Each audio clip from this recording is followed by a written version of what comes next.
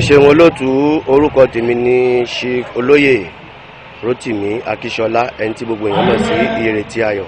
Tó gbé wa wá sí bíbá ní ọjọ́ tèmi, ọmọ wa tí wọ́n tún jẹ́ ọmọ ẹgbẹ́ àṣà àti ìṣẹ̀ṣe orílẹ̀-èdè Benin lábẹ́ ọba wa kábíyèsí Àṣàmúyíwá Razak Aremu, ọmọ ẹgbẹ́ wa kan tí wọ́n ń pè ní Láìdé, òun ló gbé wa wá sí ibi ìbà ilé ní, òun ló pè wá pé àwọn fẹ́ ṣe lancement fíìmù, ló gbé wa wá síbí.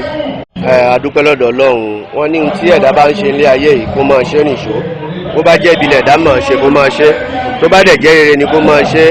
Yàtọ̀ sí pé Láìdé tó ń ṣe lancement fíìmù lénìí, yàtọ̀ sí pé ó jẹ́ ọmọ ẹgbẹ́ àṣà, ó tún jẹ́ ẹni tí mo mọ̀ dáadáa, tó jẹ́ èèyàn dáadáa, tó jẹ́ ẹni tó ní àpọ́nlé èèyàn, ó jẹ́ ẹni tó lọ́yàyà, ó jẹ́ ẹni tó ní rẹ́spẹ́tì, tó bá rí èèyàn á kí tàpọ́nlé á kí tayọ̀tayọ̀. So irú èèyàn bẹ́ẹ̀ tó bá ń ṣe nǹkan kan tí wọ́n bá tiẹ̀ béèyàn bá tiẹ̀ ráyè, èèyàn á fi àyè sínú àyè, èèyàn á wá sí ibi náà. So èèyàn gidi ni lọ́dọ̀ tèmi. Inú mi dùn sí iléeṣẹ́ yìí, DLTV, inú mi dùn sí iléeṣẹ́ náà. Àmọ̀ràn tí mo lè gba iléeṣẹ́ náà ni pé mi ò lámọ̀ràn tí mo fẹ́ gbà wọ́n ju wípé kọ́lọ́run tó máa gbé iléeṣẹ́ náà lókè, Ọlọ́run á tún máa gbé sókè sí i.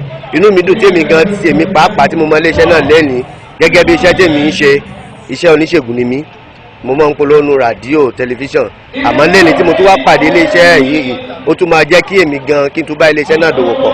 Ọlọ́run á dẹ̀ máa gbé iléeṣẹ́ náà sókè, iléeṣẹ́ náà ò ní wálẹ̀ títí láéláé pẹ̀lú ògo Ọlọ́run.